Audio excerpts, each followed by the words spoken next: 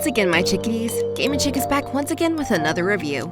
Before we get started, I'd like to give a big thank you to the kind folks over at PlayStation for providing me with a review copy of the game to make this review possible. Thank you so much.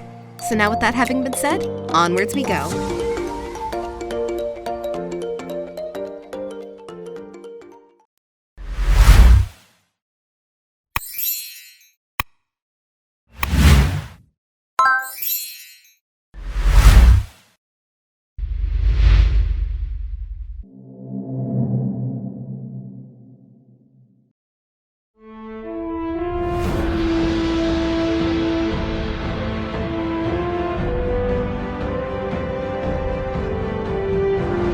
Horizon Forbidden West is an action-adventure game that is developed by Guerrilla Games and published by Sony Interactive Entertainment.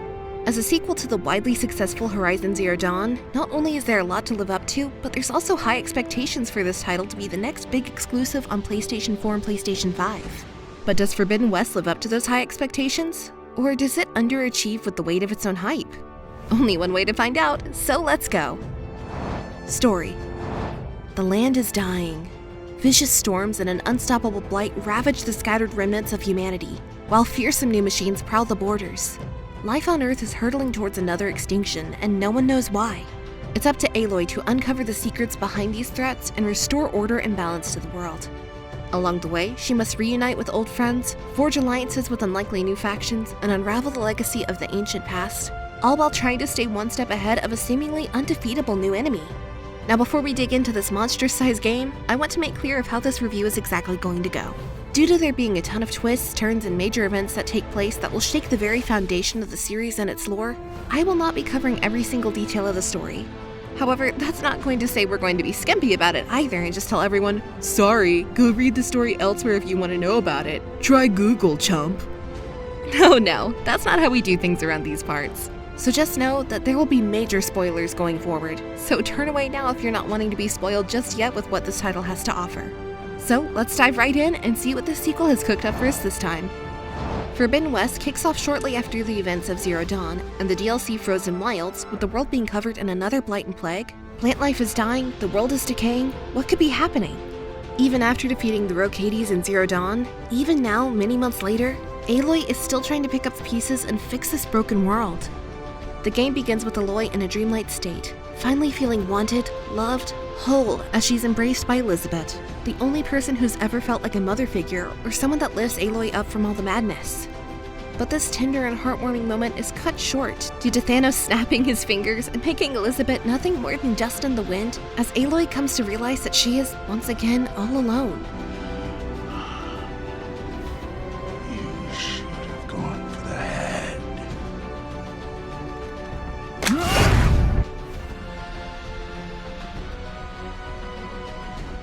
Man, Thanos, what a freaking jerk. Waking up from her dream, she again comes to grips that, yes, she's all alone. She has no one, and vows not only to herself, but to Elizabeth, that she will find the data she needs in order to restore balance to the world and save it from the destruction that is currently littering the world in chaos. However, as soon as she begins to head off, her friend Varl appears before her to let her know that he's been tracking her movements for a very long time. And he can't believe that after they defeated Hades together, that she would just ditch him and the crew in the middle of the party and disappear. Aloy takes offense to this and says that she's always been an outcast, a loner, and plus they ordered cheese pizza when she wanted pepperoni and mushroom. I mean, heck, even I agree with her on that. It's all about priorities. Whoa! He stole that guy's pizza! Okay, clearly she didn't want pizza, but she's just not good with the whole social thing, so she felt like she had no choice but to leave. After this opening introduction scene, you're then basically thrown into the game's tutorial mode, one that lasts a good 2 hours. Oh yeah, 2 hours. But honestly, it works so seamlessly and so fluid that it didn't even seem like a tutorial. Which is great, considering that there are so many games out there that don't waste an opportunity to throw text boxes in your face every 2 minutes like in Kingdom Hearts 3. Yikes! During this 2-hour opening of the game, you will learn how to use your focus skill that allows you to scan your environment to find materials, healing plants, treasure chests, and even scan enemy machines to not only log their names into your database, but also to see their weaknesses in regards to element or weak points. So you can craft a trap or use a weapon that's best suited for each fight. It is also here where you get a glimpse into just how beautiful this world truly is. Each area, even in its linearity early on, is lush, vibrant, with greens, reds, purples, and browns, and even the water looks like the most realistic I've ever seen in a video game before. Where's that one guy that used to post on Miiverse all the time? Anytime a game had good-looking water, he would be losing his mind right about now. The game's overall combat starts off as a typical hack and slash, with major focusing on combinations of light and heavy attacks using R1 and R2, while also holding down R2 to unleash a powerful lunge attack against a machine, which if timed and hit successfully, will knock its dino self on its butt and allow you to initiate a critical strike against it while it's vulnerable, either killing it outright so you can salvage its materials to sell or use to craft, or damage it enough to gain you a quick advantage. Simple, right? Well, kind of. It gets more advanced the further you go into the game, but let's dive back into the story for just an itty-bitty amount of time. As you and Varl progress through the early story, you go in search of data through long-dormant ancient cities of old. Use your pullcaster to pull down walls to create new ways to traverse, learn how to shimmy walls and use X and circle to jump back and forth, which is really fun. Find out more about Far Xenoth, the group of people that left Earth thousands of years ago, as you see a hologram of Mark Zuckerberg in Metaverse. Learn how to craft items such as bomb traps, acid traps, different forms of arrows, upgrade your equipment via workbenches in towns by upgrading its material or adding coils and weaves, which act as stat boosts for extra defense or elemental buffs. You also make your way to Meridian, and learn that the spear you used to defeat Hades in Zero Dawn was nothing more than a ruse by the Silence to keep Hades alive in order to extract precious data from him, which may actually be the reason for all this blight that's taking over the world right now. What the heck, dude? You just wait till I head west. I'm going to slap your mug around to the east and west coast side of the world that will make Tupac and Biggie's beef seem ant-sized. Time to hit him up. All eyes on me.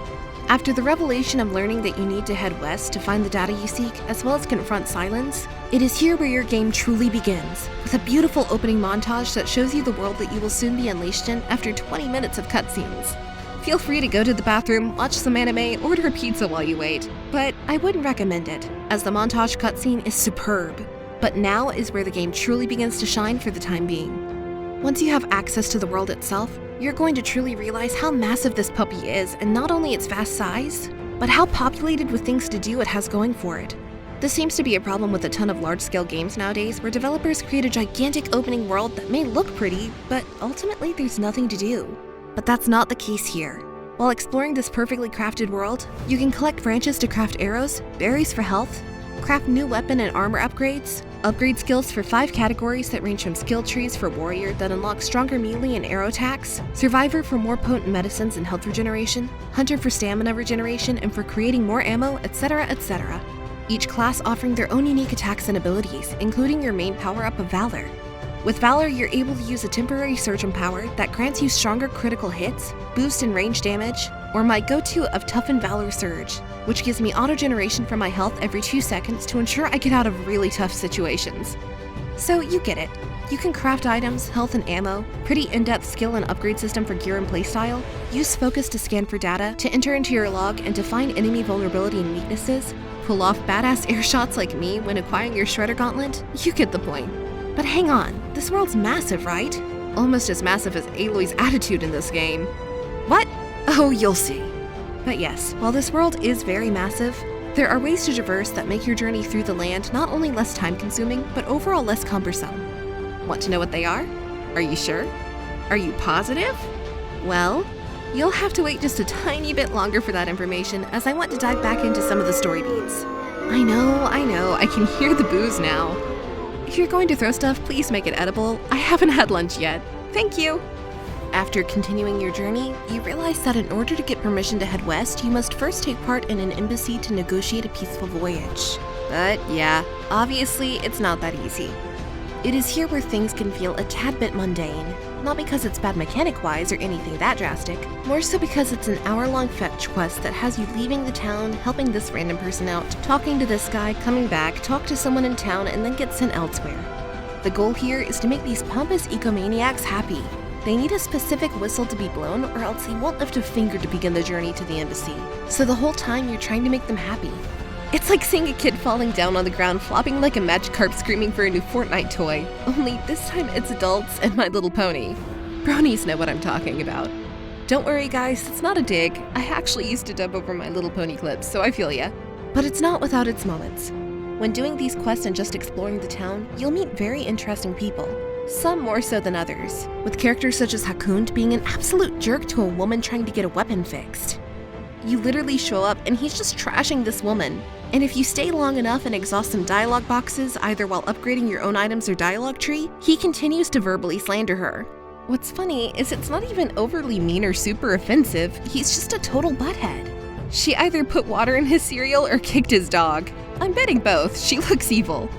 Once all that mind-numbing fetch quest stuff is out of the way, oh boy, this is where you start seeing the shift in character in Aloy that differs from how she was in the previous game. It's just dumb and stupid, but in a very entertaining way. When you complete the quest for the almighty whistle, like you're tasked with taking the One Ring to Mordor, you tell the man in charge to blow the whistle. You did what he asked. He hesitates for a minute, and before he can really say his answer, she tells him to do it and threatens him. Literally, she outright threatens his butt, and he's like, okay, geez, Big Red, I'll do it. Now, you'd think that would be the end of it, right? She got what she wanted, time to move on. Oh no, so wrong. Even though the town already stated that they were in financial trouble due to the machines roaming their lands, which we killed now by the way, we then wait for people to gather around after the whistle blows, and Aloy proceeds to tell everyone that this man will pay everyone's wages. For one, this isn't possible as he doesn't have that much funding to do it. He hasn't had business. So she destroys his livelihood, kills his business, which in turn hurts the townspeople and their economy, all because she wants to go all Fievel and head on west. But that's not the end of her rampage. Oh no.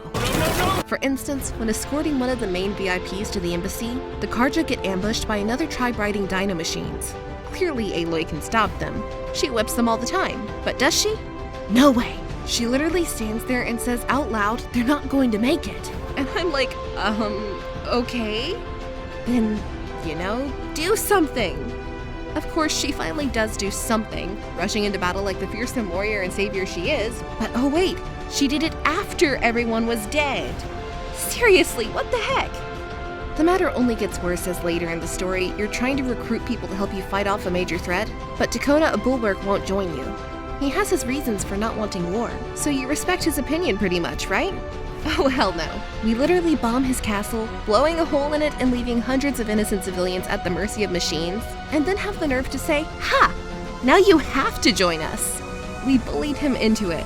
Aloy is more hardened and cold than even El Chapo is. She's super hardcore. But all of that is more funny than infuriating, really. You just find yourself shaking your head and laughing. So do you remember when I told you that I was going to tell you about how to traverse the land and what all sights you will behold? Well, don't worry, you big silly, I didn't forget about you. Getting around the large map, you'll have several different ways of making things speed up or just offering some quality of life support. One of the ways you can do this is by sneaking up on machines named chargers and overriding their system when prompted. This allows you to take over their system and make them completely docile and rideable. Now it's time for you and your best friend to go on a journey and explore together. People, let me tell you about my best friend. He's a warm-hearted person who loved me till the end. People, let me tell you about my best. Oh no, he just fell in the river. Uh-oh. Dang it. I'm sorry, old yeller. That'll do, pig. That'll do. Now, after you get over the loss of your machine friend, because you're a bad driver at anything from cars to mouths like me, you also learn that you're able to find campfires that are spread out through the world, and by clicking these and initiating a manual or quick save, you will unlock it as a fast travel point, which in order to even use them, you will have to craft fast travel packs. Don't worry, material is easy to come by, so you can make 5 to 6 at a time, no sweat. It's really hard to explain all the amazing areas that you will come across in this game, most of them looking absolutely jaw-dropping. Whether you're watching the gorgeous waterfalls of Fall's Edge, adventuring through the thick, lush forest where Skull Kid might be playing, bake in the sun, blazing hot weather of the deserts, chill out like Mr. Freeze as you get to use your glider to soar above the icy cold mountains, using a mask that you got from a man named Marland, who looks like he's harnessing his inner Seth Rogen, face and all. As you swim in the beautiful blue water, giving you vibes of Mario 64 Dire Docks, witness the reinvigorated lights of Las Vegas, and flying over the entirety of the world map after obtaining a flying bird mount at the end of the game, which was super easy to link to, and heck, I didn't even have to be a blue alien and tell it, I see you. So that's a win there. When you're done doing all of your exploring and want to get serious once again with the story, which at times can be hit or miss, you will engage in monstrous fights against a giant machine cobra who is fast as all heck, take on a sandworm who is either after Beetlejuice or an evolved form of a graboid from Tremors, which would suck because we don't even have Bert to help us out this time.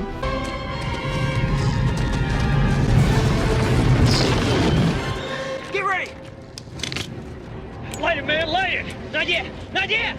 Come on, what are you waiting for? Go! Come on, come on, come on, come on! Too far, you throw behind him!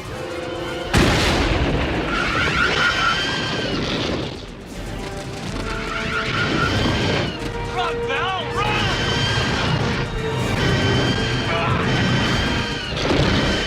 Yeah! Can you fly, you sucker? Can you fly?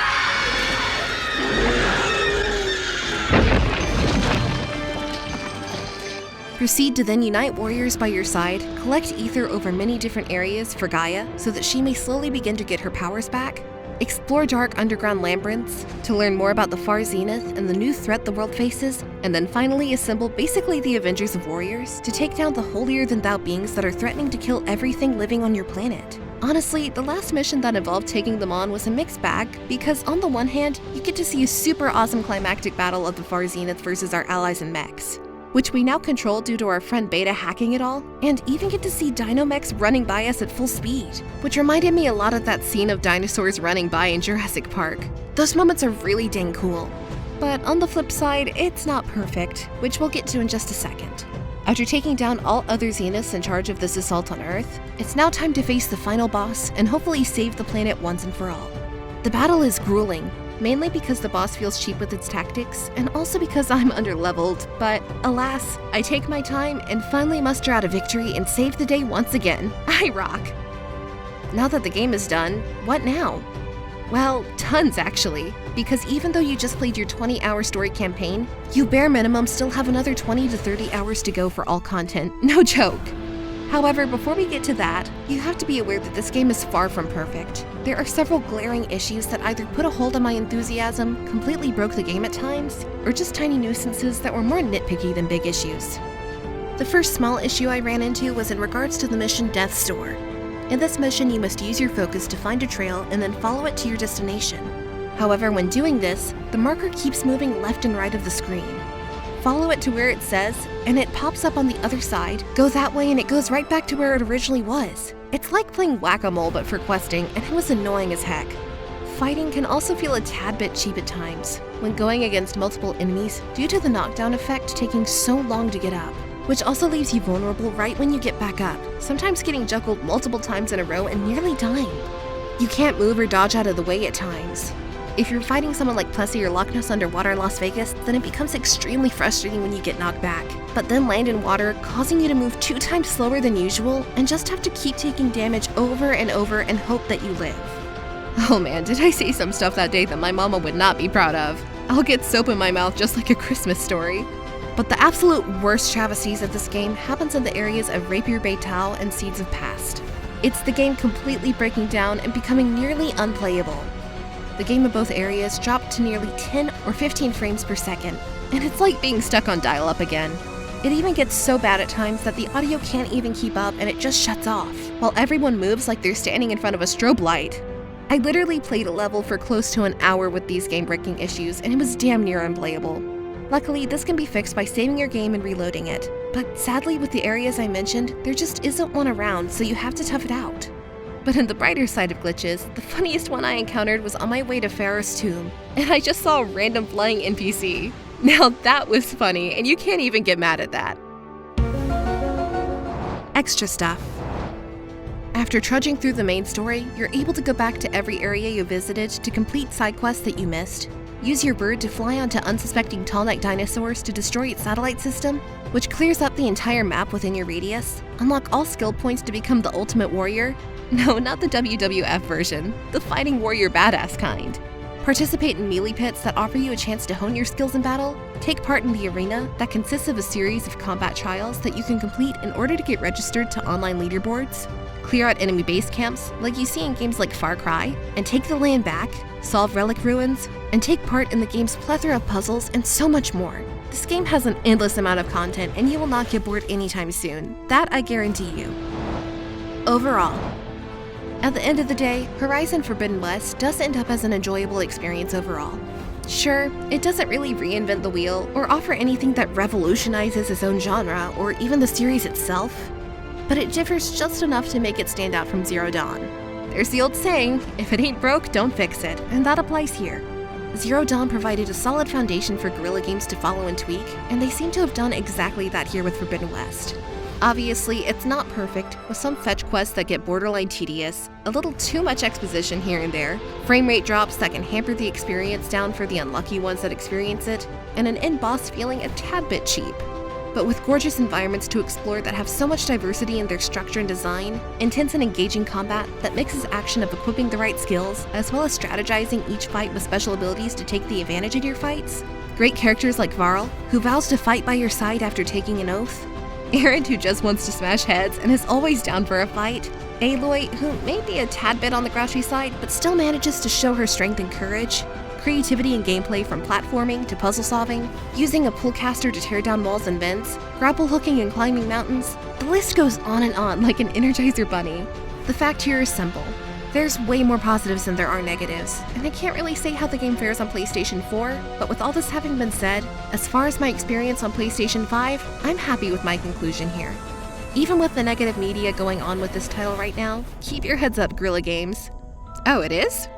Oh, well, great then. That's the spirit, guerrilla. My verdict is clear. Gammagic says buy now.